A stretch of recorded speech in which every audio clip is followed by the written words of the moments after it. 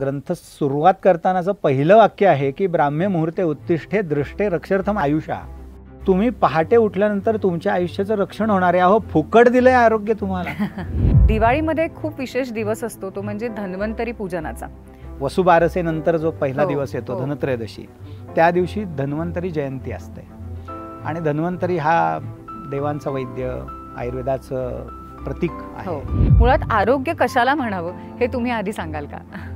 आरोग्याची किंवा हेल्थ सध्याच्या काळात म्हटलं तर त्याची व्याख्या जी आयुर्वेदाने केली आहे ती समदोषा समाग्निश्च समधातू मलक्रिया. सगळे चर्चा करतात की इतकं पाणी प्यावं, इतके लिटर प्यावं. आयुर्वेदाचे अभ्यासक म्हणून आपण काय सांगाल?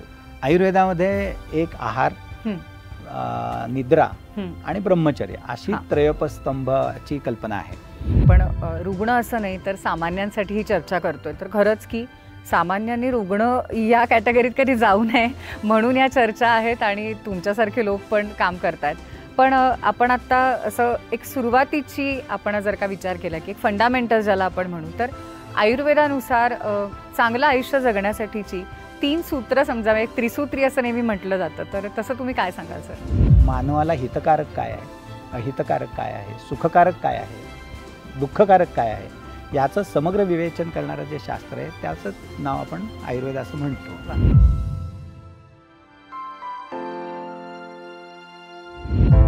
नमस्कार.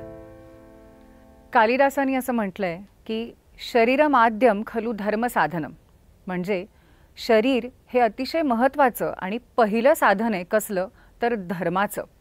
आता जेव्हा धर्माचं एक साधन म्हणून शरीराकडे बघितलं जातं तेव्हा ह्या विषयाचं महत्त्व किती आहे हे आपल्याला लक्षात येतं. आणि अर्थातच भांडारकर संस्थेच्या ह्या मुलाखतींच्या किंवा पॉडकास्टच्या शृंखलेमध्ये आज दिवाळीच्या अनुषंगाने एक असाच महत्त्वाचा विषय आम्ही आपल्यासमोर घेऊन येतोय.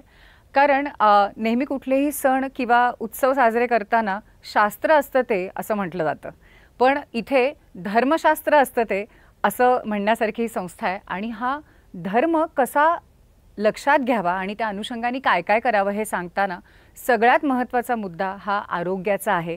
आणि म्हणूनच या दिवाळीच्या निमित्ताने आपण ह्या सगळ्या विषयाकडे अधिक लक्ष देऊन बघूया, समजून घेऊया. आणि अर्थातच जेव्हा भांडारकर संस्थेची अभ्यासाची परंपरा आहे आणि आपण आरोग्याबद्दल बोलतोय दिवाळीच्या अनुषंगाने, तेव्हा आपल्याला बोलायचं आहे अर्थातच आयुर्वेदाबद्दल.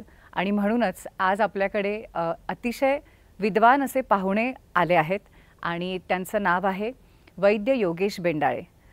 आयुर्वेदाचे हे अभ्यासक आणि ज्यांनी अनेक वर्ष अनेक रुग्णांना बरं केलं आहे, औषधं दिली आहेत, त्याचबरोबर अभ्यास करत असतानाच त्याचे प्रयोग करणं हे त्यांना फार महत्त्वाचं वाटतं.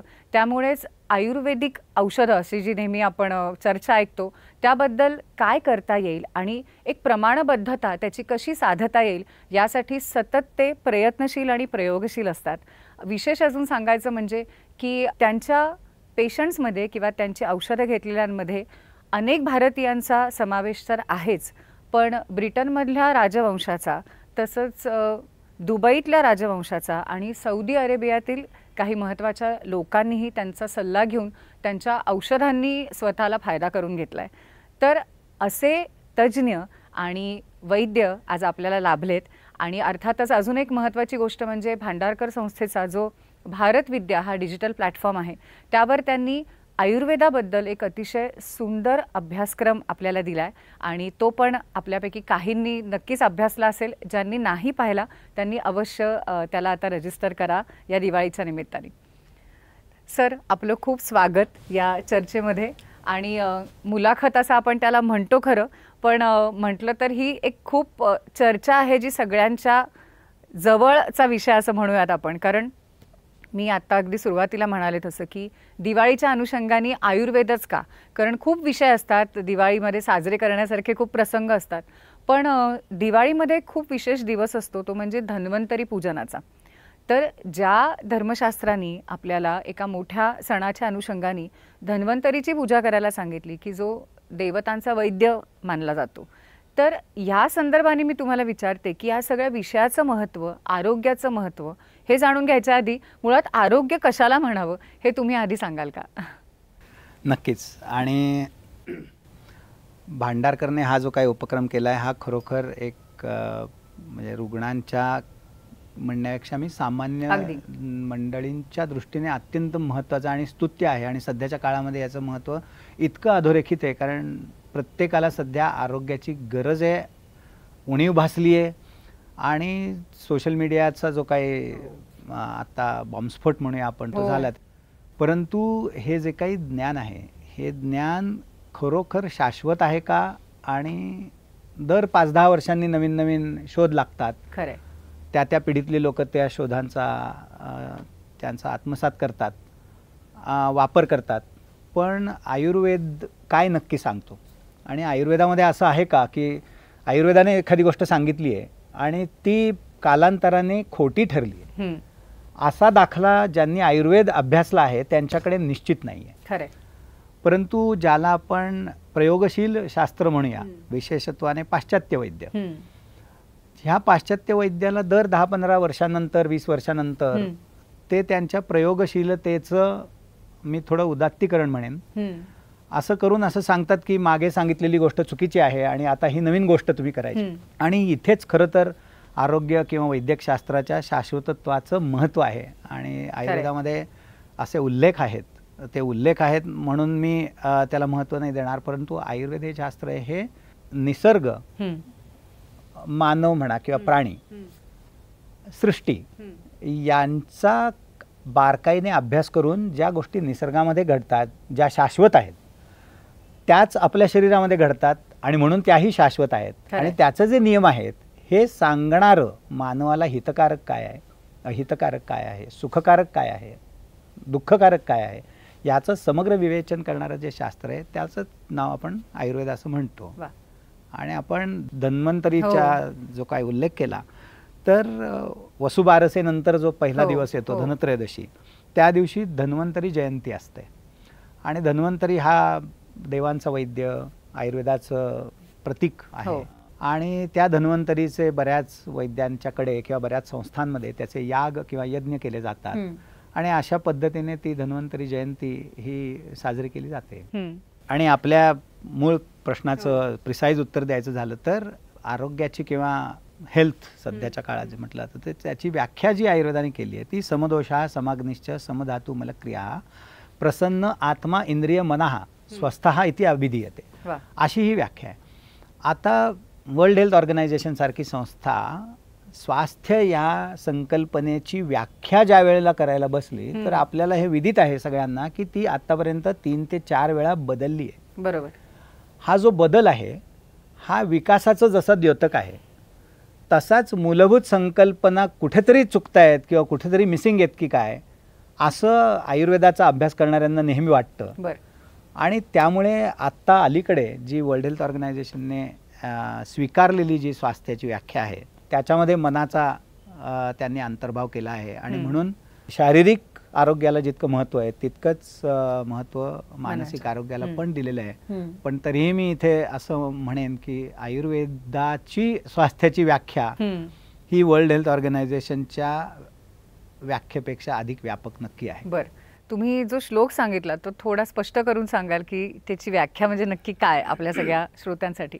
तर आयुर्वेदानुसार शरीर हे 3 दोषांनी बनलेलं आहे, वातपित्त कफ. हे बहुतेकांना माहिती आहे. बरोबर. 5 कर्मेंद्रिय, 5 ज्ञानेंद्रिय, मन आणि आत्मा, आणि 3 दोष आणि 7 धातू. या सगळ्यांचं संतुलन जे आहे ते म्हणजे आरोग्य. अरे वा. मगाशी तुम्ही जे म्हणालात की आपण रुग्ण असं नाही तर सामान्यांसाठी ही चर्चा करतोय, तर खरंच की सामान्यांनी रुग्ण या कॅटेगरीत कधी जाऊ नये म्हणून या चर्चा आहेत आणि तुमच्यासारखे लोक पण काम करतात. पण आपण आता असं एक सुरुवातीची आपण जर का विचार केला की एक फंडामेंटल ज्याला आपण म्हणू तर आयुर्वेदानुसार चांगलं आयुष्य जगण्यासाठीची 3 सूत्र समजावे, एक त्रिसूत्री असं नेहमी म्हटलं जातं, तर तसं तुम्ही काय सांगाल सर? आयुर्वेदामध्ये खूप मूलभूत संकल्पना सांगितल्यात. त्याच्यातली आपण जी रेफर करता ती अत्यंत मूलभूत संकल्पनांपैकी आहे आणि त्याला त्रयोपस्तंभ असं नाव आहे. त्यापैकी एक आहार, निद्रा आणि ब्रह्मचर्य अशी त्रयोपस्तंभाची कल्पना आहे. आणि आहाराबद्दल ॲक्च्युली जेवढं बोलावं तेवढं कमी आहे. बरोबर. परंतु आज प्रत्येक जण किंवा रुग्ण ज्यावेळेला आमच्याकडे येतात त्यावेळेला पहिला प्रश्न असतो की मी काय खाऊ आणि काय खाऊ नको, बरोबर. किंवा डायटिशियन्सकडे जाण्याचा प्रघात आहे, किंवा वेगवेगळ्या शास्त्रातली लोक वेगवेगळ्या आहाराचे सल्ले देत असतात. परंतु मला हे नक्की इथे नमूद करावं असं वाटतं की काय खावं आणि काय खाऊ नको याचे सल्ले जे दिले जातात त्याची वेगवेगळ्या शास्त्रांची स्वतःची आकलन शक्ती आणि परिभाषा आहे. बरोबर.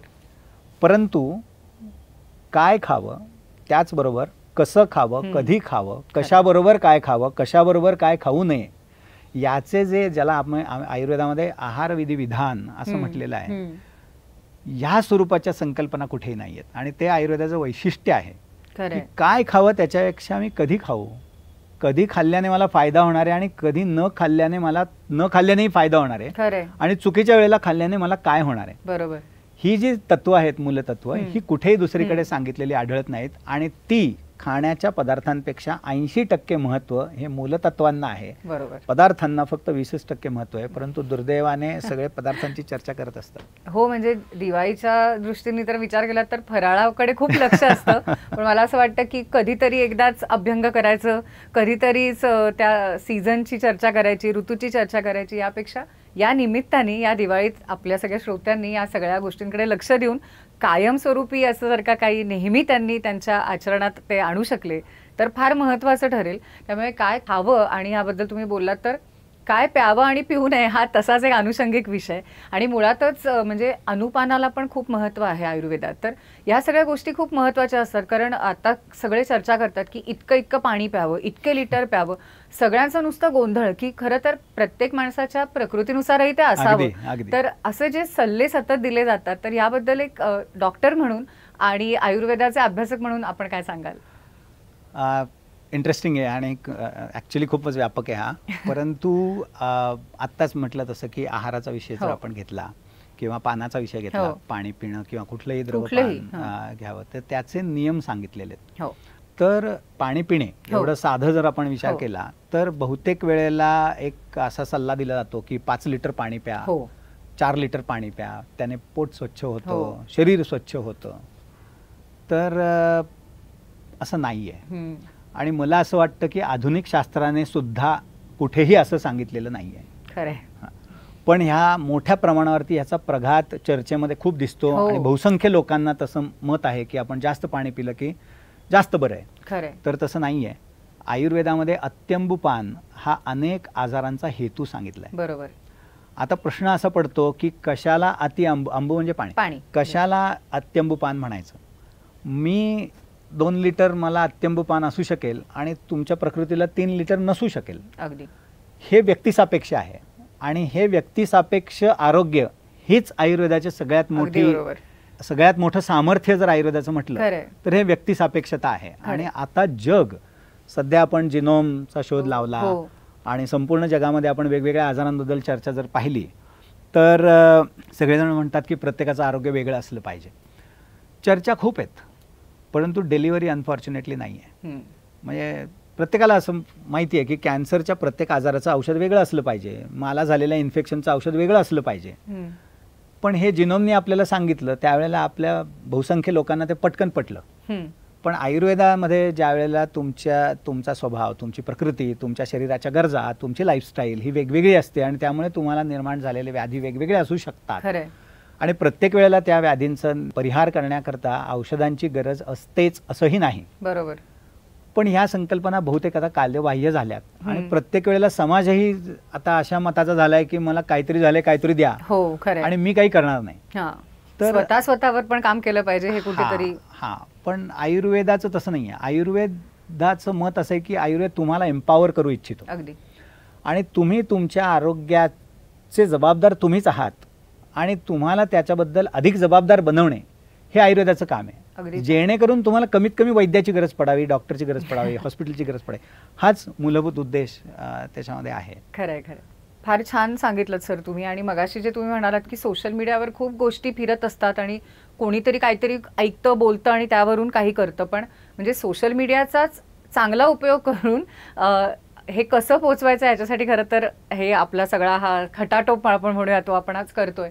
तर मगाशी 3 सूत्र असं तुम्ही जे म्हणालात त्याच्यात तुम्ही निद्रेचाही उल्लेख केला. तर आता सध्याच्या काळात तो पण एक फार महत्त्वाचा विषय आहे. खूप जणांना त्याबद्दल काही प्रश्न असतात आणि झोपेचा एक, ज्याला आपण झोपेची समस्या असं म्हणू, तर यावरती आयुर्वेद काय सांगतं किंवा तुमच्याकडे जे पेशंट्स येतात त्यांना तुम्ही कसा सल्ला किंवा औषध आणि काय सांगाल सर याबद्दल?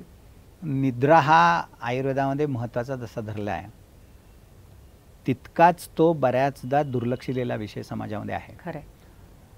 आणि सिडेटिव्ज, निद्राजनक औषधे याचा प्रचार जास्तीत जास्त केला जातो. आयुर्वेदाने निद्रेची जी संकल्पना मांडली आहे ती इतकी व्यापक आहे, म्हणजे त्याचा खरं तर एका श्लोकामध्ये ती खूप व्यापक संकल्पना अशी दिसते आपल्याला की निद्रा, आणि ही संस्कृतचं सुद्धा जे सौंदर्य आहे, म्हणजे संस्कृतचं सौंदर्य, व्याकरणाचं सौंदर्य, आरोग्याची मूलतत्व, या सगळ्यांची जी उत्तम गुंफण झालेली आहे ना, आणि ती आयुर्वेद आहे. खरंय. तर ते सांगताना ग्रंथकार असे म्हणतात की निद्रा यत्तम सुखम दुःखम पुष्टिही कार्श्य बल अवलम वृषता क्लीबता ज्ञानम अज्ञानम जीवितम नच. म्हणजे निद्रा ह्या एकाच श्लोकामध्ये निद्रा जर आपल्याला चांगली आली, झोप चांगली आली तर काय काय मिळतं याचे उल्लेख आहेत. बरोबर. आणि त्याच्या शेजारचा शब्द जर झोप चांगली आली नाही तर काय मिळू शकतं किंवा काय होतं ते दिलंय. म्हणजे निद्रा यत्तम सुखम दुःखम, जर तुमची झोप चांगली झाली तर तुम्हाला सुख प्राप्ती होते, तीच नाही झाली तर दुःख. पुष्टी, शरीराचं पोषण होतं. कार्श्य, कृशता होते. बल, सामर्थ्य वाढतं. अबल नाही झालं तर वृषता, पौरुष येतं. क्लीबता, नपुंसकत्व येतं. ज्ञानम, आपलं कॉग्निटिव्ह स्किल्स ज्याला सध्याच्या काळात म्हटली जातात, किंवा ज्ञान कसं होतं आपल्याला, म्हणजे आत्मा मनसा संयुज्यते, मनः इंद्रियेण अर्थः तत्त्वज्ञानम. बरोबर. म्हणजे आपल्याला इंटरेस्टिंगली ही गोष्ट लक्षात येते की ज्ञान या शब्दाच्या मागे ही शृंखला आहे, प्रोसेस आहे, आणि ही प्रोसेस एस्टॅब्लिश करण्याकरता कारक झोप आहे. खरंय. म्हणजे मी कॉलेजमध्ये बसलोय, व्याख्यानात बसलोय, मूव्ही बघतोय, कुठेही मी बघतोय, परंतु माझी झोप व्यवस्थित झाली नसेल तर मला समोरच्या विषयाचं समग्र आकलन होऊ शकत नाही, आणि याचं कारण झोप असू शकतं. कारण ज्ञानाशी संबंध, ज्ञानाचा संबंध आहे. तर ते झालं नाही तर तुम्हाला अज्ञान प्राप्ती आज होणार आहे. आणि शेवटचा सगळ्यात महत्त्वाचा शब्द आहे तो जीवितम नच. मृत्यू देखील निद्रा व्यवस्थित झाली नाही तर येऊ शकतो. बरोबर. आणि ह्याच्यात जे संस्कृतचं जे सौंदर्य आहे ते इतकं छान आहे की पहिला जो शब्द आहे की सुख, तर आपल्यावरती इंग्रज इतके वर्ष राज्य करत असल्यामुळे आपल्याला मराठीतले शब्द जे सो कॉल्ड इंग्लिशमधनं मराठीत आलेले आहेत ते मराठीचेच वाटायला लागले. म्हणजे सुख म्हणजे हॅपीनेस असं आपण स्वाभाविकपणे त्याचं भाषांतर करतो, पण तसं नाही आहे. सु आणि ख या दोन शब्दांनी बनलेलं व्युत्पत्ती त्याची अशी झालेली आहे. आणि ख म्हणजे आकाश.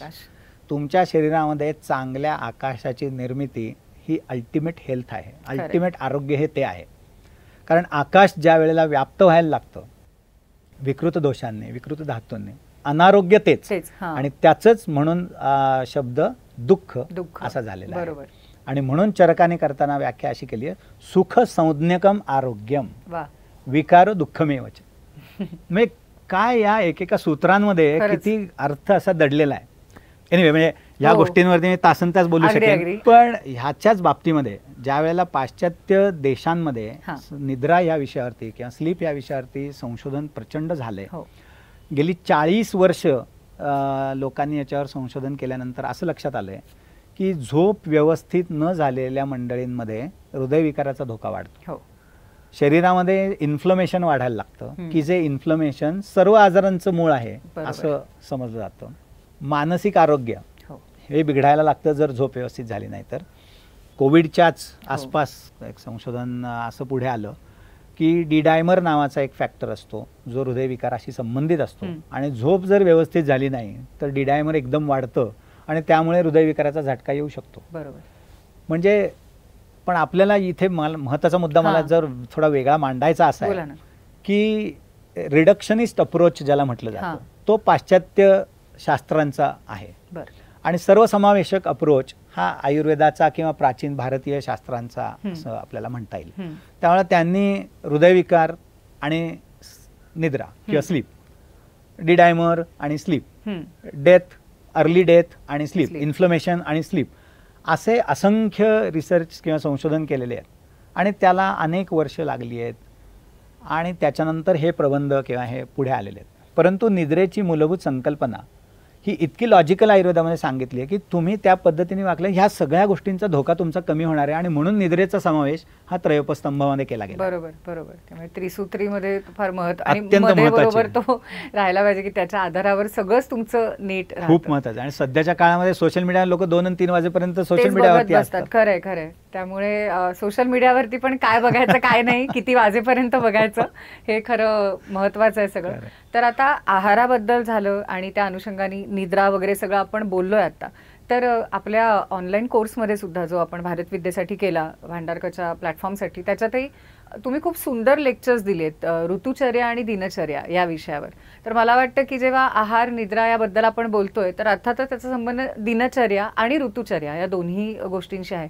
ह्या पण विषयांवर खूप आता उत्सुकता आहे. खूप गोष्टी सांगितल्या बोलल्या ऐकल्या जातात, त्याला कितपत आधार असतो हे माहिती नाही, कुठून तरी वाचून कोणीतरी सांगते असं नको. तर या निमित्ताने तुम्ही जर का आपल्या सगळ्या श्रोत्यांना किंवा विद्यार्थ्यांना हे सांगू शकलात की ह्याचं नक्की महत्त्व काय आणि आयुर्वेदानुसार ते कसं असावं, तर तुम्ही काय सांगाल? ऋतुचर्या दिनचर्या याच्यामध्ये मी नक्कीच जाईन, पण तत्पूर्वी मला एक महत्त्वाचा मुद्दा आहाराबद्दल असा सांगायचा आहे की आहार कसा घ्यावा, काय घ्यावा याच्याबद्दल चर्चा कायमच असते, पण आहार घेऊ नये याबद्दल सुद्धा आयुर्वेदामध्ये चर्चा केलेली आहे. आणि विनाहार राहावं किंवा लंघन करावं आणि लंघनाची अत्यंत व्यापक संकल्पना आयुर्वेदाने सांगितली आहे. आपल्याला आठवत असेल की 2016 सालचं फिजिओलॉजीचं नोबेल प्राइज हे ऑटोफॅगी या संकल्पनेला दिलं गेलं. ऑटोफॅगी म्हणजे सामान्य भाषेमध्ये लंघन किंवा अनशन. तुम्ही काही काळ शरीर उपास, काही काळ तुम्ही शरीराला अन्नापासून किंवा कुठल्याही खाद्यपदार्थापासून दूर ठेवा. आता ही एक लंघनाची कल्पना आयुर्वेदामध्ये आहे, एक कल्पना आहे. लंघनाचे अनेक प्रकार आहेत. तर ऑटोफॅगीचं जे नोबेल प्राइज मिळालं ते योशिनोरी ओसुमी या जापनीज शास्त्रज्ञांना मिळालं. आणि त्या संशोधनामध्ये काय सांगितलंय हे दुर्दैवाने आयुर्वेदीय लोक वाचत नाहीत. आणि आयुर्वेदामध्ये काय सांगितलंय हे पाश्चात्य शास्त्रज्ञ किंवा पौर्वात्य अशा स्वरूपाचं काम करणारे शास्त्रज्ञ वाचत नाहीत. बरोबर. आणि आपण भारतीय मंडळी म्हणून कुठेतरी याचं केवळ डॉक्युमेंटेशन करून थांबणं गरजेचं नाही आपल्याला, तर आपण ते जगाला सांगितलं पण पाहिजे की आमच्याकडे या कल्पना आहेत, हे नवीन नाही आहे आम्हाला. बरोबर. ज्याला नोबेल प्राइज दिलं जातं. म्हणजे पुन्हा एकदा मी सांगतो की मला त्यांना कमी लेखायचं नाहीये, अपार कष्ट करून ते जगाला त्यांनी सांगितलेलं आहे. आणि इथेच आयुर्वेदाचं शाश्वतत्व जे आहे ना ते इथे अधोरेखित होतं. असो, एनिवे, तर आपण आहाराच्या या संकल्पनेतनं आता आपण आपल्या दिनचर्या आणि ऋतुचर्या. तर दिनचर्या म्हणजे आपला दिवस कसा घालवावा, तशीच रात्रीचर्या सांगितली, तशीच ऋतुचर्या सांगितली. आणि ही संपूर्ण जी संकल्पना आहे ही संकल्पना ही स्वास्थ्य टिकवण्याकरता आहे. बरोबर. म्हणजे आज आपल्याला बऱ्याचदा बऱ्याच गोष्टी आढळतात की अमक्या व्यक्तीला अमका आजार झाला, तमका व्यक्ती अचानक गेला, अमक्याला मोठा आजार काहीतरी डायग्नोज झाला.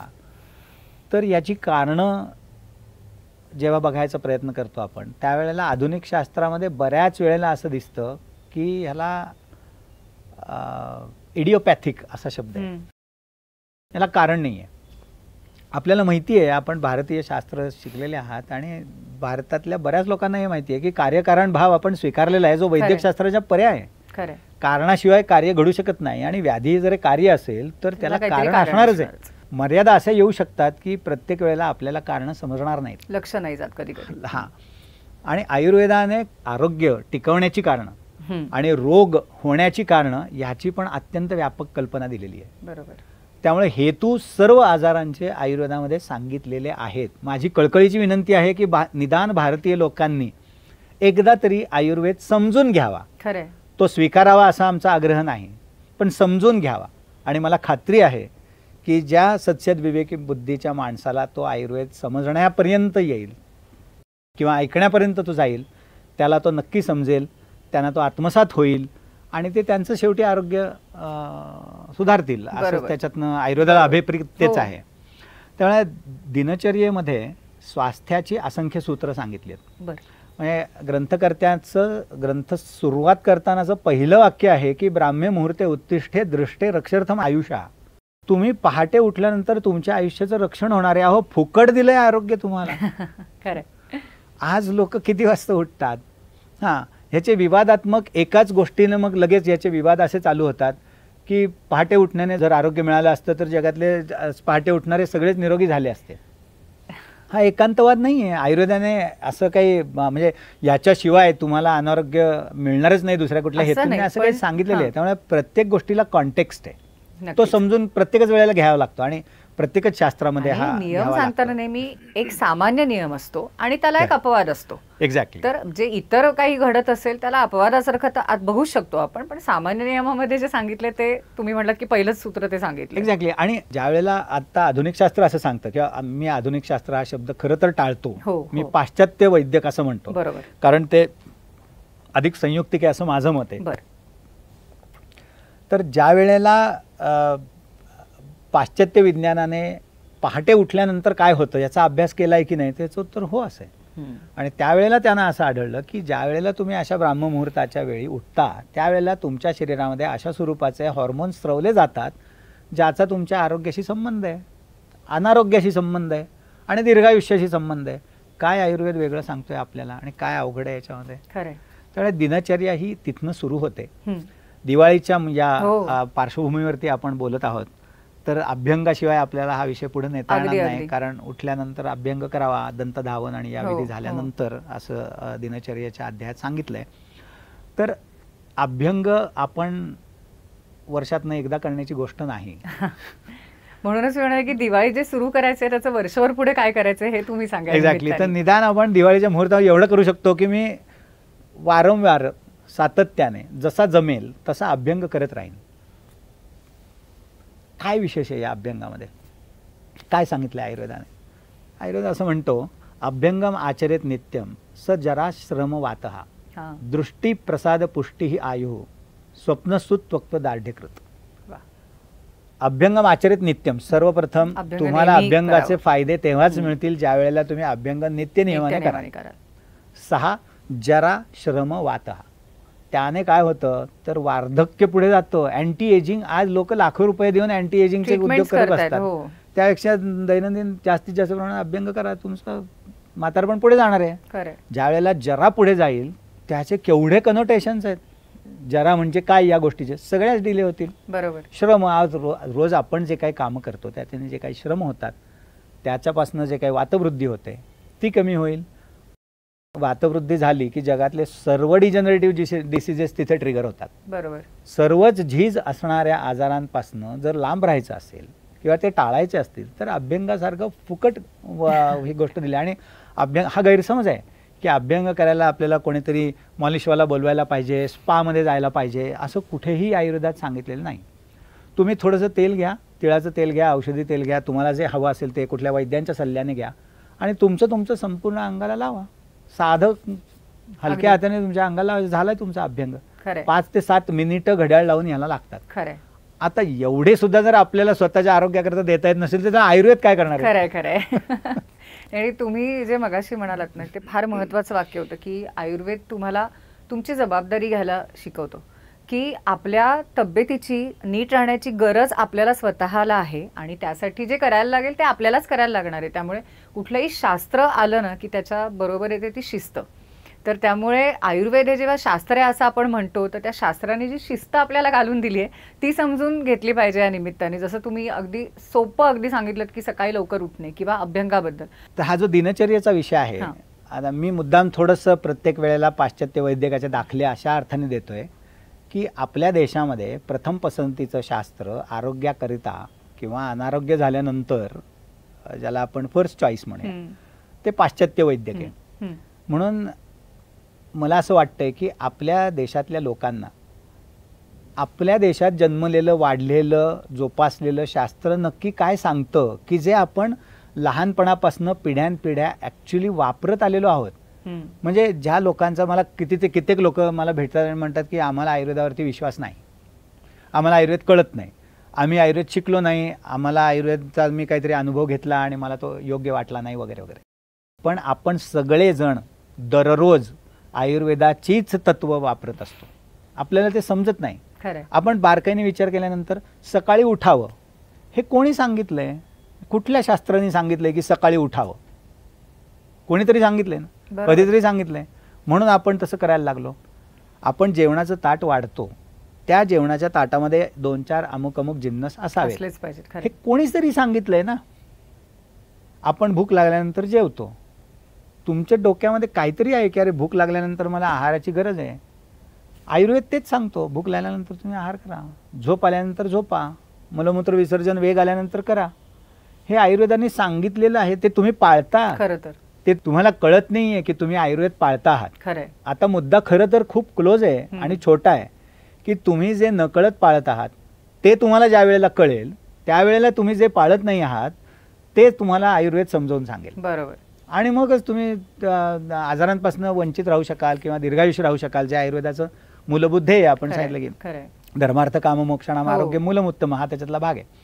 तर पाश्चात्य वैद्यक याबद्दल जे सांगतं तर 2017चं नोबेल प्राइज पुन्हा फिजिओलॉजीचं सर्कॅडियन रिदमला दिलं गेलं. हो. आता हा सर्कॅडियन रिदम काय आहे तर तुमच्या दिवसभराच्या जो काही रिदम आहे त्याच्यामध्ये वनस्पती, प्राणी आणि मानव यांच्या शरीरामध्ये काय बदल होतात आणि ते बदल कसे निसर्ग नियंत्रित करत असतो. आमच्याकडे यथा लोके तथा देहे असं सूत्र सांगितलेलं आहे. खरंय. आता सर्कॅडियन रिदम म्हटलं की आमच्याकडच्या लोकांना परत एकदम, आणि त्यात नोबेल प्राइज म्हटल्यानंतर स्वीकृती आमची पटकन होते. पण मराठीत सांगितलं, संस्कृत तर त्याहून लांब आहे, तर मग आपली स्वीकृती कमी आहे. तर मला असं वाटतं की हा आपल्या आकलन शक्तीपेक्षा आपल्या आकलन शक्तीवरती आलेलं जे मळभट आहे, काही धारणा तयार झाल्या त्या धारणांचा पुनर्विचार करायची गरज आहे, त्याची गरज आहे. आणि आयुर्वेद प्राचीन नाही, आयुर्वेद बुरसटलेलं नाही. आयुर्वेद हा शाश्वत आहे आणि आयुर्वेद हा डेटा ड्रिव्हन शास्त्र आहे. हे आपल्याला बऱ्याच जणांना माहित नाही आहे.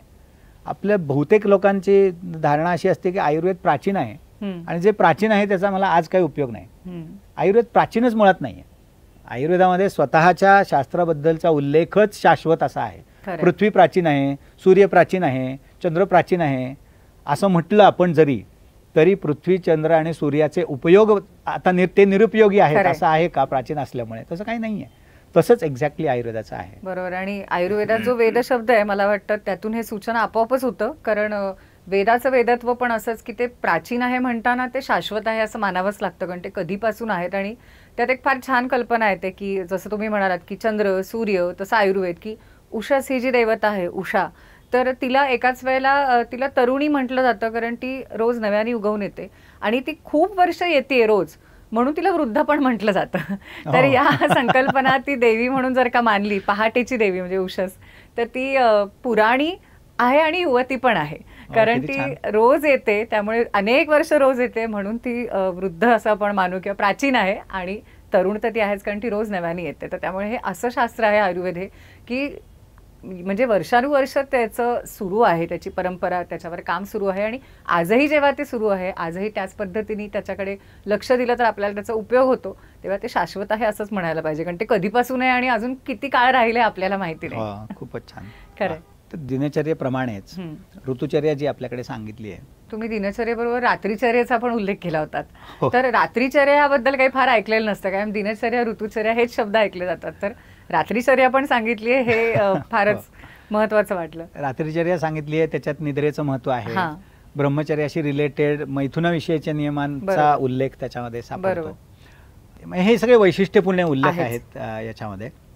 ज्या वेळेला आपण ऋतुचर्याकडे जातो त्यावेळेला सध्याच्या काळामध्ये एक नवीन उगवती टर्म आलेली आहे, ज्याला SAD सॅड असंच म्हटलं जातं. आणि ती सीझनल अफेक्टेड डिसऑर्डर्स. आपल्याकडे सुद्धा बऱ्याच वेळेला किंवा आजकाल कॉमनली लोक ते शब्द वापरतात की मला पोलन्सची ॲलर्जी आहे. पोलन्स म्हणजे ते परागकण जे असतात ते विशिष्ट कालावधीमध्ये येतात आणि त्यावेळेला मला ती ॲलर्जी येते. वसंत ऋतूमध्ये बऱ्याच लोकांना अशा स्वरूपाचे विकार होतात. किंवा 2 ऋतूंच्या मधला काळ ज्याला आपण ऋतुसंधी असं म्हणतो, त्यावेळेला ऋतुचर्येमध्ये नियम असा सांगितला आहे की तुम्ही त्या विशिष्ट ऋतूमध्ये तुमचं आहार विहार हा कसा असला पाहिजे याच्या गाईडलाईन्स आहेत. बरोबर. आणि त्या प्रकृतीनुसार आहेत. म्हणजे किती सेन्सिटिव्ह आणि किती पर्सनलाइज्ड हे शास्त्र आहे आपल्याला त्यावेळेला लक्षात येतं की वसंत ऋतूची चर्या आहे ती माझ्या प्रकृतीला कशी पाळावी आणि दुसऱ्या प्रकृतीला कशी पाळावी ह्याचे क्लिअर कट गाईडलाईन्स आहेत. आणि ते पाळत असताना ज्या वेळेला एका ऋतूपासनं दुसऱ्या ऋतूमध्ये बदल होत असतो त्याचे पहिल्या ऋतूचे 8-15 दिवस, दुसऱ्या ऋतूचे 15 दिवस असं तो संक्रमण स्लोली करणं अपेक्षित आहे. म्हणजे पहिल्या ऋतूमध्ये तुमची चर्या जशी आहे त्याचं तुम्ही ते टेपर डाऊन करायचं आणि नवीन ऋतुचर्या तुम्ही आत्मसात करायची, ती सुद्धा हळूहळू. म्हणजे शरीर हे प्रत्येक गोष्टीला ॲक्लमटाईज करणे ज्याला आपण म्हणतो, तर ते ॲडॅप्टेशन जे आहे ते करण्याकरताचं सूत्र दिलं गेलंय. ऋतूंमध्ये जी एक विशिष्ट गती अपेक्षित आहे तशीच गती शरीराने पण धरणं अपेक्षित आहे. खरं. आणि ती ज्या वेळेला होत नाही त्यावेळेला शरीराची त्याला असणारी जी रिॲक्शन आहे त्याला आपण व्याधी म्हणतो, कोणी ॲलर्जी म्हणतं, अशा वेगवेगळ्या स्वरूपाच्या. आणि मग हे SAD आलं, सिझनली अफेक्टेड डिसऑर्डर्स. आता हे जे सॅड जे आहेत हे ऑब्झर्वेशन बेस्ड आहे, दिसतं, पण त्याला मूलतत्वांची जोड नाही आहे.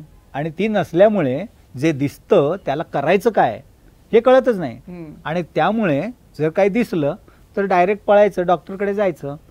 दर 2 महिन्यांनी मला ॲलर्जी होते, दर 2 महिन्यांनी मला काही ना काहीतरी व्याधी होतो, किंवा प्रत्येक वेळेला ऋतू बदलाच्या वेळेला मला हे होतंच, असे सांगणारे हजारो रुग्ण आमच्याकडे असतात. बरोबर. आणि खरं तर म्हणजे आम्हाला वाईट वाटतं की आपल्याच देशातल्या लोकांना हे असं माहिती नसावं. त्यामुळे माझ्यासारखे हजारो वैद्य भारतामध्ये मला कल्पना आहे की ह्या पोटतिडकीने हे काम करत असतात की जास्तीत जास्त रुग्णांना माहिती द्यावी आरोग्याबद्दल आणि त्यांना लांब ठेवावं वैद्यांपासून काय किंवा डॉक्टरांपासून काय, आणि तेच खरं आरोग्य आहे. खरं आहे. तर सर, दिनचर्या, ऋतुचर्या, आहार, निद्रा या सगळ्याचं महत्त्व आणि त्या नियमाचं महत्त्व आपण आतापर्यंत बघितलं की हे सगळं पाळल्याने किंवा ह्याचं पालन झाल्याने एक निरोगी आयुष्य मिळू शकतं. पण अर्थातच नेहमी असं होतं असं नाही.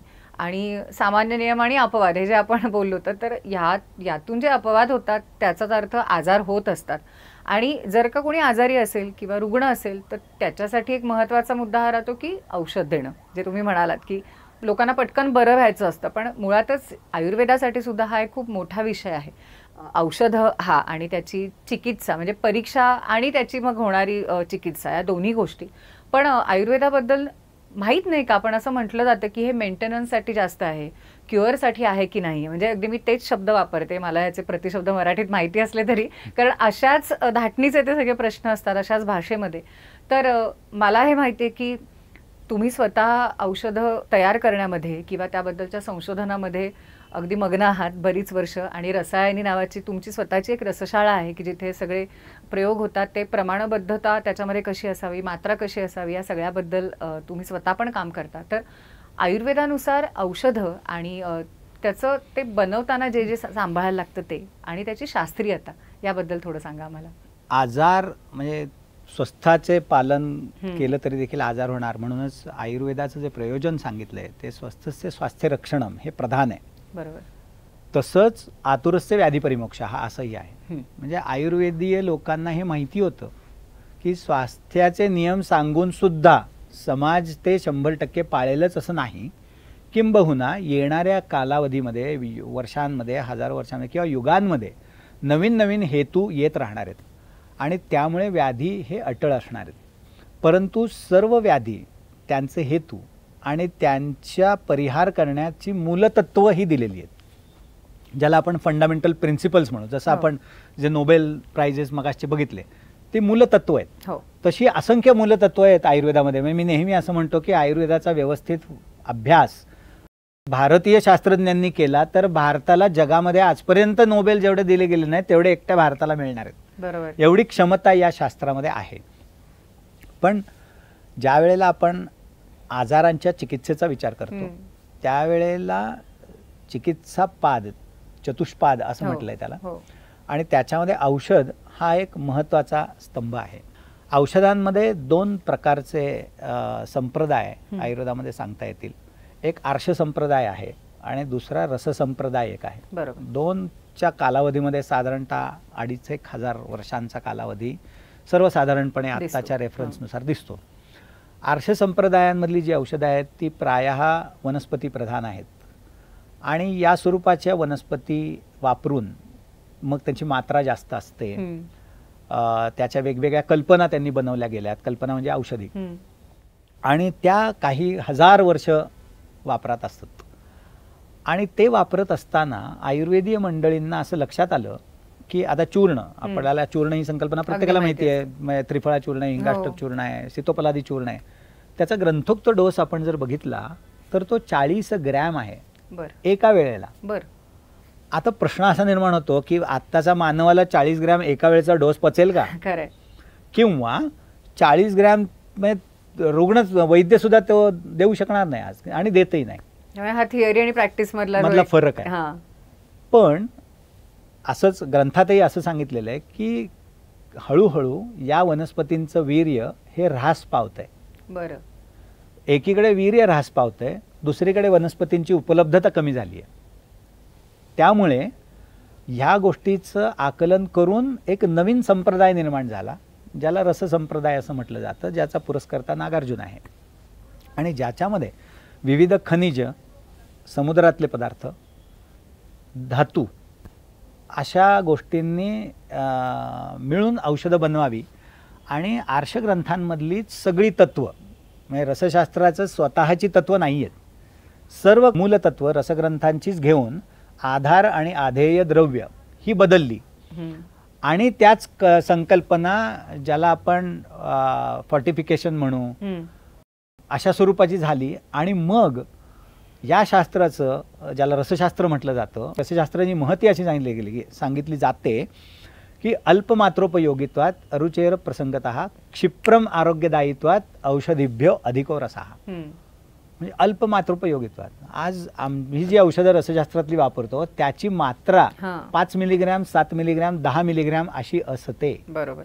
की जी आर्षग्रंथांमध्ये काही वेळा 40 मिलीग्रॅम लाडू सारखं औषध खा असे, 4 चमचे घ्या असं नाही याच्यावर. आणि एवढं करून ह्या रसशास्त्रीय लोकांना हे समजलं की एवढा मोठा कालावधी गेलाय, पेशंट्सचा पेशन्स पण कमी झाला, त्यांना लवकर रिझल्ट असणारे, अपेक्षित असणार आहेत औषधं. बरोबर. आणि म्हणून त्याने सूत्रात मी कशी औषधं निर्माण केली आहेत तर क्षिप्रम आरोग्यदायी, बरं वाटलं पाहिजे, पटकन लोकांना बरं वाटेल, की जी आजच्या समाजाची अपेक्षा आहे. आणि म्हणून हे महत्त्व रसशास्त्राचं अधोरेखित आहे. आता मुद्दा असा येतो की रसशास्त्रात ज्या वेळेला काम करायचं असतं त्यावेळेला ते सध्याच्या भाषेत खूप क्लिष्ट आहे असं मी म्हणेन. कारण मग आम्ही भस्म वापरतो, मग त्याला काही महिने लागतात, काही वर्ष लागतात काही भस्म बनवायला. एवढ्या क्लिष्ट प्रोसेसेस आजकाल सगळेच करतात, अशातला भाग नाही. परंतु आम्ही जे व्रत अंगीकारले की बा आयुर्वेदाच्या पद्धतीने, परंतु जगातल्या कोणत्याही भाषेमध्ये सांगता येईल किंवा सिद्ध करता येईल त्याला, अशा पद्धतीने जगाच्या समोर मांडणे. आणि हे ज्या वेळेला करायला पाहिजे त्यावेळेला आपण आज मानवाचे जे आजार आहेत, ज्याला प्रायः प्रथम पसंतीचं शास्त्र जरी पाश्चात्य वैद्यक असलं तरी देखील त्यांना खूप मर्यादा आहेत, ह्या त्यांनाही माहिती आहेत. त्या मर्यादा आयुर्वेदाच्या पद्धतीने आपल्याला त्यांना काही सोल्युशन देता येईल का, आणि समाजाचं काही हित करता येईल का, हे जर करायचं असेल तर ह्याचा आत्मा म्हणेन तो आहे औषध. बरोबर. आणि म्हणून आम्ही ॲक्च्युली आयुर्वेद रसायनीची स्थापना केली. बरोबर. आणि गेली जवळपास 25 वर्ष आम्ही रसायनी चालवतो. सुमारे 450 औषधं रसायनीमध्ये आहेत. बरं. आणि ग्रंथांमध्ये ज्या पद्धतीने औषधं करायला सांगितलेली आहेत त्याच पद्धतीने आम्ही औषधं करतो. आणि ही औषधं रुग्णांना दिल्यानंतर बऱ्याचदा, आता ह्याच्यातला दृष्टिकोन शास्त्रांमधला कसा असतो, फॉर एक्झाम्पल आधुनिक शास्त्रात पण धातू वापरले जातात, ते सर्व धातू वापरतात. ते लोह वापरतात, ताम्र वापरतात, जस्त झिंक वापरतात, सिल्वर वापरतात, चांदी, सुवर्ण वापरतात, प्लॅटिनम वापरतात. पण ह्याच्याबद्दल चर्चा नसते की पाश्चात्य वैद्यांमध्ये मेटल्स आहेत. चर्चा एवढीच असते की आयुर्वेदामध्ये धातू आहेत. मग आयुर्वेदाच्या धातूंनी त्रास होतो का? तर धातूंनी त्रास होणे किंवा साईड इफेक्ट्स होणे किंवा दुष्परिणाम होणे हे आयुर्वेदीय पद्धतीने जर तुम्ही त्या धातूवरती संस्कार केले तर तुम्हाला अनावश्यक परिणाम दिसू शकत नाहीत. याचे आमच्याकडे 25,000 पेशंट्सचा डेटा आहे, बापरे. की जो आम्ही जगातल्या उत्तमातल्या उत्तम पाश्चात्य विज्ञानाच्या कॉन्फरन्सेसमध्ये असंख्य वेळेला मांडलेला आहे. पण याच्याकडे बघितलं असं जातं की तुम्ही तांब देता आणि आमच्याकडे जे तांब्याची कल्पना आहे पाश्चात्य विज्ञानामध्ये ते टॉक्सिक आहे म्हणून तुमचं टॉक्सिक आहे, असं होऊ शकत नाही. कारण आम्ही तांब, त्यांच्याकडे तांब जसं असतं तसं आयुर्वेदातलं तांब नाहीये. बरोबर. आयुर्वेदातल्या तांब्यावरती संस्कार आहेत, त्याच्यावरती आणि त्याची प्रोसेस आहे आणि ती शरीराला ते ताम्र कसं बाधाकर होणार नाही याकरताचे संस्कार केले गेलेत. आणि एवढंच नव्हे तर ह्या रुग्णांना अशा स्वरूपाची औषधं दिल्यानंतर मोठ्या मोठ्या आजारांचे रुग्ण हे कसे त्यातनं बाहेर पडले याकरताचे संशोधन निबंध पण आम्ही असंख्य वेळेला जगाच्या समोर मांडलेले आहेत. आणि तरच जगाला आयुर्वेद समजणार आहे. आणि आम्हाला काही त्याचं वाईट वाटत नाही की कोणी प्रश्न विचारला तर त्यांना त्याची माहिती पाहिजे, ती त्यांची उत्कंठा आहे आणि ती आम्ही पॉझिटिव्हली एक पद्धत असते, सांगायला पाहिजे आम्ही. अगदी अगदी काहीच प्रश्न नाही. तर आता औषधांचा विषय निघाला आणि अपवादात्मक परिस्थिती असणं आणि आजार असं जर का आपण किंवा रोग असं म्हटलं तर अर्थातच ज्या रुग्णांवर ह्याचा प्रयोग करायची वेळ येते म्हणजे त्यांना औषध दिलं जातं असं, तर आता तुम्ही इतके वर्ष हे सगळं करताय, प्रॅक्टिस करताय म्हणजे आताच्या भाषेमध्ये, तर तुमच्या दृष्टीने अशा काही केसेस असतील ज्याला केस स्टडीचा खरंच आपण एक म्हणू शकतो अशा महत्त्वाच्या किंवा एक रिअल स्टोरीज असं ज्याला म्हटलं जातं की प्रत्यक्ष अनुभव घेताना त्या रुग्णांना काय वाटलं, तुम्हाला त्यांना ट्रीटमेंट देताना जो अनुभव आला आणि जो तुम्हाला आम्हाला सांगावं असं वाटेल, अशी काही उदाहरणं तुम्ही सांगाल का सर प्लीज? हो, अशी असंख्य उदाहरणं आहेत ॲक्च्युली. अलीकडचं म्हणजे याला 12-13 वर्ष झाली आणि 12-13 वर्षापूर्वीची केस सांगण्यामागे माझा काही उद्देश आहे की तो एक तरुण मुलगा होता आणि फायझर नावाच्या औषधी कंपनीमध्ये तो काम करत होता आणि वय वर्ष 28च्या आसपास काहीतरी असेल. त्याला म्हणजे मद्यपानाची सवय लागली आणि नंतर त्याच्यात तो वाहवत जाऊन त्याचं यकृत निकामी झालं. आणि तरुण मुलगा होता, लिव्हरचे सगळे एन्झाईम्स वाढले, कावीळ झाली, पोटात पाणी झालं, जवळपास 7-8 लिटर पाणी झालं आणि डॉक्टरांनी त्याला लिव्हर ट्रान्सप्लांटचा सल्ला दिला. आणि लिव्हर ट्रान्सप्लांट केलं नाही तर त्याला एक 6 ते 8 महिने किंवा 1 वर्षभर जास्तीत जास्त लाईफ मिळेल अशा स्वरूपाचं सांगितलं. तर ऑब्व्हियसली मध्यमवर्गीय मुलगा होता, त्याला लिव्हर ट्रान्सप्लांटची आर्थिक परिस्थिती नव्हती, त्याच्यामुळे त्यांना दुसरा काही ऑप्शन नाही म्हणून मग आयुर्वेदाकडे आले. हा पण एक भाग आहे की लोक ज्या वेळेला कुठलाही रस्ता नाही त्यावेळेला आयुर्वेदाकडे येतात. ही गोष्ट बदलायला हवी, त्याकरता आम्ही काम करतोय, हा भाग वेगळा. पण त्या मुलाला ज्या वेळेला आम्ही चिकित्सा द्यायला लागलो त्यावेळेला आयुर्वेदामध्ये मद्यपानामुळे यकृतावरती होणाऱ्या परिणामांबद्दल उहापोह केलेला आहे, मदात्ययाबद्दल उहापोह केलेला आहे. तर त्याचे काही संदर्भ घेऊन रसशास्त्रातली मेनली औषधं वापरून ज्या वेळेला त्याला आम्ही चिकित्सा द्यायला लागलो आणि दर 2 महिन्याला आम्ही त्याच्या सर्वच्या सर्व अत्याधुनिक तपासण्या करत असतो. सर्व ब्लड टेस्ट करायचो आम्ही त्याच्या. 6 महिन्यानंतर त्याच्या लिव्हरचा जो स्कॅन असतो किंवा सोनोग्राफी असते किंवा त्याला आत्ताच्या भाषेत इलॅस्ट्रोग्राफी किंवा फायब्रोस्कॅन म्हणतात, तो करत असे. आणि नंतर 1-1.5-2 वर्ष चिकित्सा घेतल्यानंतर त्या रुग्णांचे सर्व लिव्हरचे पॅरामीटर्स नॉर्मल आले, पोटामध्ये पाणी नाही आणि लिव्हरचा फायब्रोसिसचा जो इंडेक्स असतो तो सगळाचा सगळा इंडेक्स कमी झाला. या गोष्टीला 13 वर्ष आज होऊन गेले. औषध बंद करून 10-11-11.5 वर्ष झाले. तो विदाऊट कुठलंही औषध, आयुर्वेदीय सुद्धा नाही, आधुनिक तर मुळीच नाही, तरी आज जगतोय. बरोबर. आणि ही केस आम्ही आंतरराष्ट्रीय स्तरावरती पब्लिश केलेली आहे, केस रिपोर्ट जर्नलमध्ये. त्याचा इम्पॅक्ट फॅक्टर पण असतो, पियर रिव्ह्यूड असतो तो, त्यामुळे ही मंडळी आम्हाला अनेक प्रश्न विचारतात. आणि ही एकच केस आहे का, मग हे काहीतरी चमत्कारच असतो असं स्वाभाविक आहे. म्हणजे स्टँडर्ड याच्या बाहेर काहीतरी घडलं की त्याचा विश्वास लोकांकडे नसतो आणि आम्ही तो सकारात्मकतेने बघतो. म्हणून आम्ही अशा पेशंट्सचा पूल केला आणि त्यांचा डेटा काढला आणि मग अनेक पेशंट्स असे आहेत. कारण आमचं मेन काम ज्यावेळेला आम्ही 25-27 वर्षापूर्वी आयुर्वेदात काम करायचं ठरवलं त्यावेळेला आम्हाला असं जाणवलं की हे अत्यंत अद्भुत आणि अत्यंत गरजेचं शास्त्र आहे, एस्पेशली आपल्या देशाला. आणि दुसरीकडची परिस्थिती तर विरोधाभासात्मक आहे की पहिली चॉईस आयुर्वेदाला नाही आहे, मग ह्याच्याकरता काम करायला पाहिजे असा एक आम्ही काय त्याला मिशन म्हणूया आपण. तर त्यानुसार तुम्हीच वापरलेला शब्द कळकळ. हा तर त्याच्याने आम्ही काम सुरू केलं आणि गेली 25-27 वर्ष आम्ही फक्त क्रॉनिक आणि क्रिटिकल आजारामध्येच काम करतो. ज्या रुग्णांना लिव्हर ट्रान्सप्लांट सांगितलंय, किडनी फेल्युअर सांगितली, किडनी फेल्युअर पासनं लोकांना लांब कसं ठेवता येईल आपल्याला, किंवा प्रत्येक ज्याला प्रायमरी प्रिव्हेन्शन, सेकंडरी प्रिव्हेन्शन आणि टर्शरी प्रिव्हेन्शन.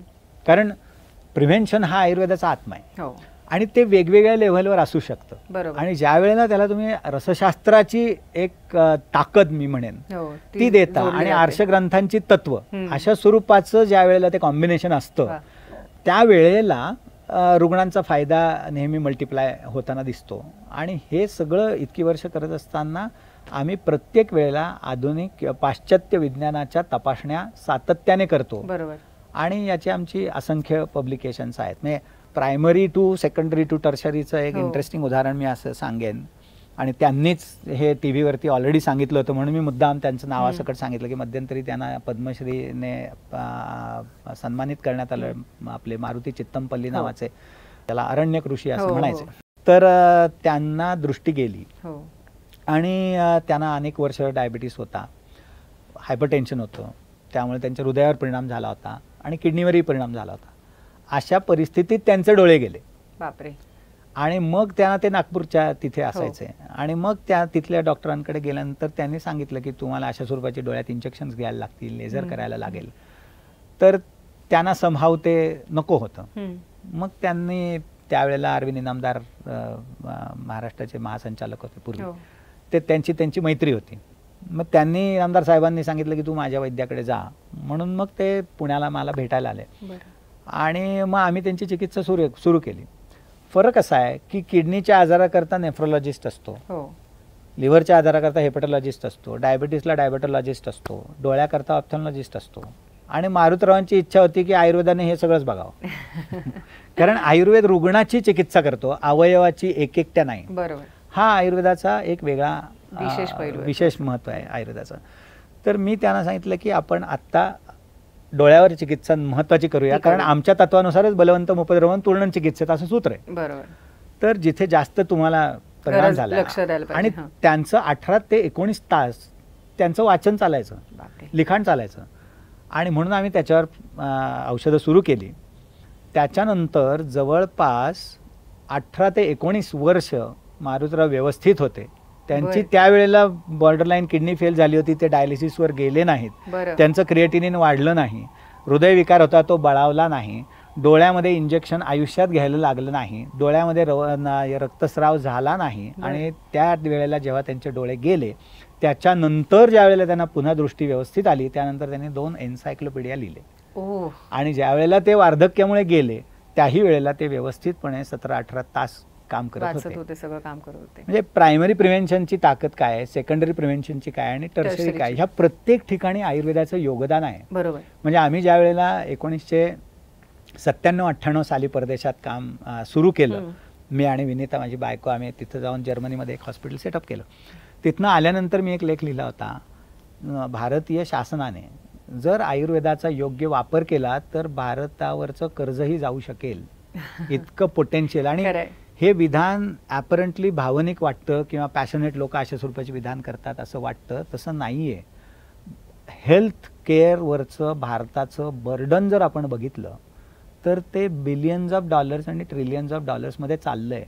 आपल्या देशावरचा आरोग्यावरचा खर्च आणि तो किती वाचवू शकतो आपण, ह्याची जर आपण तुलना केली तर हे विधान काही फार अशास्त्रीय असेल किंवा वस्तुस्थितीपासून फार लांब असेल असं नाही. आणि असा लेख मी मुद्दाम लिहिला होता. सुदैवाने त्यावेळची परिस्थिती वेगळी होती. आता आयुर्वेदाला दिवस चांगले आलेले आहेत असं मी म्हणेन. आमची मिनिस्ट्री झाली आहे, मोदी सरकारमुळे वेगवेगळे नॅशनल इन्स्टिट्यूट्स निर्माण झाल्यात, त्यांना वेगवेगळं फंडिंग होतंय आणि काम अधिक सुरू झालंय. पण कितीही केलं तरी कमी पडणार आहे अशी परिस्थिती. तुम्ही आता 2 महत्त्वाच्या केसेस सांगितल्या, पण तुमचं कॅन्सर पेशंट्सवर खूप काम आहे आणि कर्करोगात एकतर संशोधन आणि खूप लोकांना तुमच्या औषधांमुळे त्याचा फायदा झाला आहे किंवा खूप बरं वाटलंय, तर त्याबद्दल सर काही सांगाल का?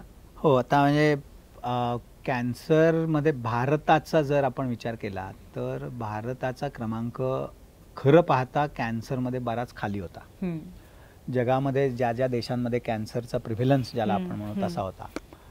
पण हे चित्र गेल्या 4-5 वर्षामध्ये झपाट्याने बदललेलं दिसतंय आणि भारतामध्ये कॅन्सर हा मोठ्या प्रमाणावरती फोफावताना दिसतो आपल्याला. ह्याची ज्या वेळेला आम्ही कारणं विचार करायचा प्रयत्न करतो त्यावेळेला ती कारणं बऱ्याचदा स्वस्थ वृत्तामध्ये आढळतात. बरोबर. मगाशी आपण निद्रेचा विषय केला.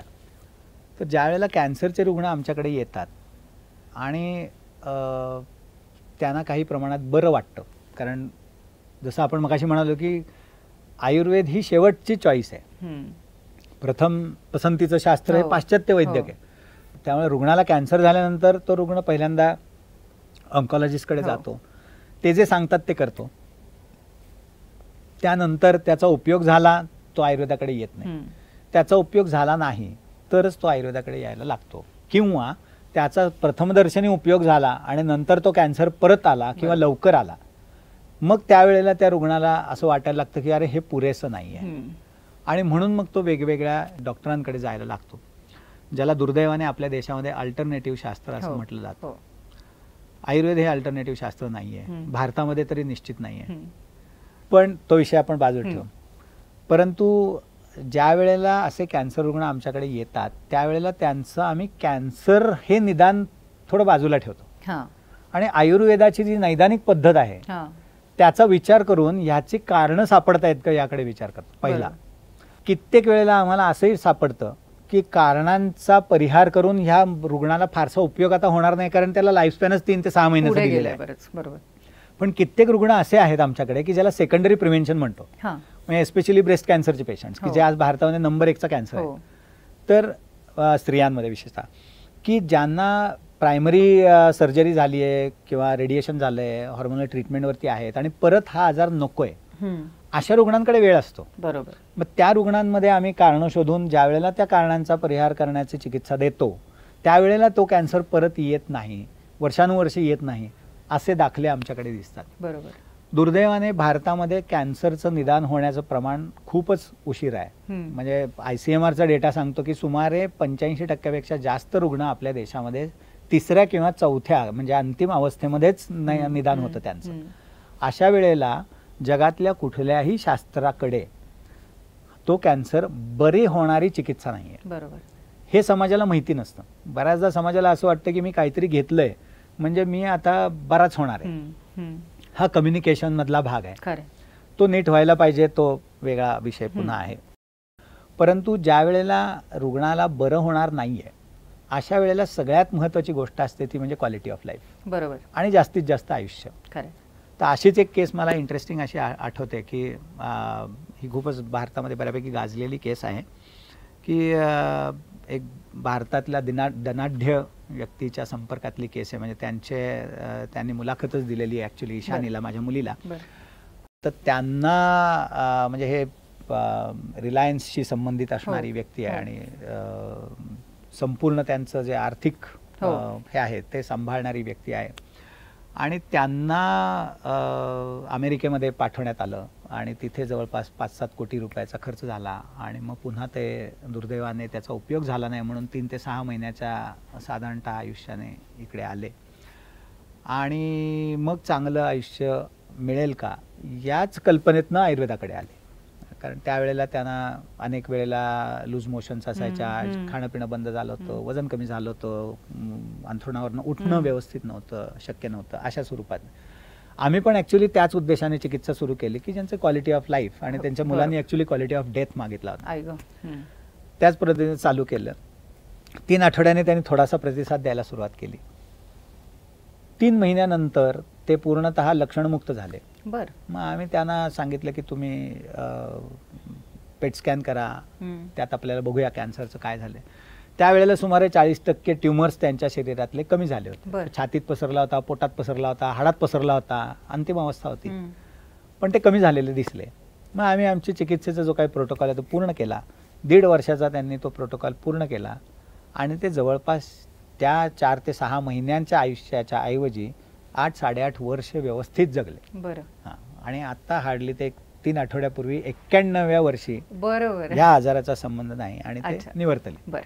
अशी असंख्य उदाहरणं आहेत. खरं. परंतु बऱ्याच वेळेला असं समजलं जातं की आत्ताची जी शास्त्र म्हणून एखाद्या गोष्टीकडे पाहण्याची जो पद्धत आहे त्याच्यामध्ये पब्लिकेशन्स आहेत का, ती पियर रिव्ह्यूड आहेत का, ती पियर रिव्ह्यूड जर्नल्समध्ये आहेत का, ह्याचा जर आपण विचार केला, ह्याच्यात खूप कॉन्ट्रोवर्शियल मुद्दे आहेत बरं का, पण त्याच्यात आत्ता नको जायला की पियर रिव्ह्यूड जर्नल्स खरंच योग्य आहेत का, ते पियर्स खरंच त्याच्या पद्धतीने निवडले जातात का, ते बायस्ड आहेत का, ते अनबायस्ड आहेत का, त्याला नॅशनल म्हणजे त्याला जिओग्राफिकल काही मर्यादा आहेत का, त्याला खूप कनोटेशन्स आहेत.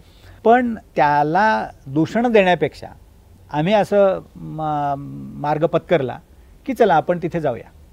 आणि म्हणून आमची कॅन्सरची पब्लिकेशन्स ही जगातल्या सर्वश्रेष्ठ जर्नल्समध्ये आजपर्यंत आलेली आहेत. बरोबर. पाश्चात्य विज्ञानाच्या. हां. आणि ती दुर्दैवाने हे सगळं पाश्चात्य वैद्यकीय ते तिकडंच निर्माण झालंय, तिकडंच त्याच्यावर संशोधन होतं आणि तिकडंच त्याचा विकास होतो. आपल्या देशामध्ये ते मोठ्या प्रमाणावरती वापरलं जातं. खरं. आपल्या देशामध्ये अशा स्वरूपाचं मूलभूत संशोधन अजून होण्याची गरज आहे. बरोबर. ते अजून सुरू व्हायचंय. पण म्हणजे म्हणून त्यांच्या दृष्टीने आपला देश ही एक बाजारपेठ आहे आणि त्याच्यात खूप गुंतागुंतीचे आणि क्लिष्ट आहेत हे सगळे विषय. पण ज्या वेळेला फक्त शास्त्राचा विषय येतो त्यावेळेला आम्ही ज्याला आपण American society of clinical oncologist नावाचे एक कॉन्फरन्स असते दरवर्षी, तिथे आमचे प्रकाशित झालेले आहेत आमचे शोधनिबंध, किंवा ॲनल्स ऑफ ऑन्कॉलॉजी नावाचं जर्नल आहे ज्याचा इम्पॅक्ट फॅक्टर 50च्या पुढे आहे. American Association for Cancer Research आहे. युरोपचं नंबर 1 सोसायटी आहे ज्याला European Society of Medical Oncologist आहे, किंवा एशियाची Korean Society of Medical Oncology आहे. या सर्व कॅन्सरच्या जगातल्या ज्याला आपण पंढरी म्हणू भारतामध्ये, त्या ठिकाणी आम्ही आयुर्वेद पोहोचवण्याची संधी आम्हाला मिळाली असं म्हणूया. बरोबर. आणि ते भाग्य आम्हाला मिळालं आणि पहिल्यांदा आयुर्वेदाच्या इतिहासात, भारताच्या इतिहासात आयुर्वेद तिथं गेला. ते चांगली गोष्ट आहे आयुर्वेदाच्या दृष्टीने, आमच्या फार फार महत्वाची गोष्ट आहे. मला वाटतं म्हणूनच आज आपण बराच वेळ झाला ही जी चर्चा करतोय, इतके महत्वाचे मुद्दे, पैलू तुम्ही सगळे उलगडून सांगितलेत. आणि म्हणजे आज मला पुन्हा एकदा जाणवलं की 2 वर्षांपूर्वी आपण म्हणजे तुमच्याबरोबर जो आम्ही कोर्स केला, तर त्याचं शीर्षक देताना जे तुम्ही म्हटलं होतं की Ayurveda the science of healthy life, हे तुम्ही का ठेवलं असेल याची मला एक पुन्हा प्रचिती आली असं मी म्हणेन. आणि अर्थातच हा अभ्यासक्रम इंग्रजीत आहे, पण अतिशय जास्त म्हणजे त्याच्या मागे ही भावना आहे की खूप लोकांपर्यंत तो पोहोचावा. जसं तुम्ही म्हणालात की काही वेळेला इथला अभ्यास, इथली परंपरा पोहोचवावी लागते बाहेर, तर त्यासाठीच तो इंग्रजीतून पण केलाय आपण. तर या अनुषंगाने मी सांगेन की हे जे आत्ता एक पाऊण 1 तासात आपण सगळं बोललोय त्याबद्दल खूप अधिक तपशीलवार जाणून घ्यायचं असेल तर तुमच्या सर त्या अभ्यासक्रमामध्ये आहे जो आपल्या भारत विद्या प्लॅटफॉर्मवर आहे. आणि या दिवाळीच्या निमित्ताने तुम्ही इथे आलात आणि आहाराचं, आरोग्याचं एक मर्म ज्याला आपण म्हणू ते आम्हाला फार सुंदर पद्धतीने उलगडून सांगितलं. आणि म्हणून खऱ्या अर्थाने मी तुमच्याही वतीने आणि संस्थेच्या वतीने आपल्या सगळ्या श्रोत्यांना शुभेच्छा देते की ही दिवाळी खऱ्या अर्थाने त्यांच्यासाठी आरोग्य संपन्न जाओ. आणि हे सगळं जाणून घेतल्यावर आयुर्वेदाकडनं आपण, मला वाटतं, ही प्रेरणा घ्यावी की आपली जबाबदारी आपण घेऊन सगळ्याचीच, म्हणजे आपल्या कर्मांची पण आणि आपल्या आरोग्याची जबाबदारी घेत घेत पुढे जाऊया. या सगळ्या विचारांना पुढे घेऊन जाऊया, कारण संशोधन हे नेहमी महत्त्वाचं असतं. भांडारकर संस्थेमध्ये जे होतं तेही आणि सर आपण करताय तेही, त्या संशोधनाची गरज किती आहे, आवश्यकता किती आहे, तुमच्या बोलण्यातून वारंवार येत होतं. त्यामुळे संस्थेचे हे सगळे उपक्रम याचसाठी आहेत की जे म्हटलं जातं की प्राचीन आहेत आणि पुढे भविष्यामध्ये पण असेल, पण आता वर्तमानात त्याचा एक धांडोळा घेण्यासाठी त्या एका सेतूची गरज आहे. तर हा bridge between past and present आणि फ्युचर असं ज्याला आपण म्हणू, असा हा उपक्रम आहे आपला. आणि तुमच्यासारखे लोक खऱ्या अर्थाने कळकळीने हे जे काम करतायत तीच कळकळ संस्थेकडे पण आहे. त्यामुळे आपण आज आलात, आपले अगदी मनापासून धन्यवाद. आणि मला वाटतं की आज जी चर्चा झाली आहे त्यातून अनेक प्रश्न पडतील ऐकणाऱ्यांना आणि त्यांची उत्तरं द्यायला पुन्हा एकदा आपल्याला यावं लागेल, तर ती वेळ लवकर येऊ देत. त्यामुळे पुन्हा एकदा सर आपले खूप खूप धन्यवाद. खरं सांगायचं तर आमचं आयुर्वेद हे ध्येय आहे, आयुर्वेद हे मिशन आहे. त्यामुळे आम्ही आपल्या सगळ्यांचे आभार मानायला पाहिजे की आम्हाला या स्वरूपाचा प्लॅटफॉर्म मिळाला जेणेकरून आम्ही जास्तीत जास्त लोकांपर्यंत पोहोचू शकतो. सर्वांना दिवाळीच्या हार्दिक शुभेच्छा. सर्व श्रोत्यांना खूप शुभेच्छा. धन्यवाद.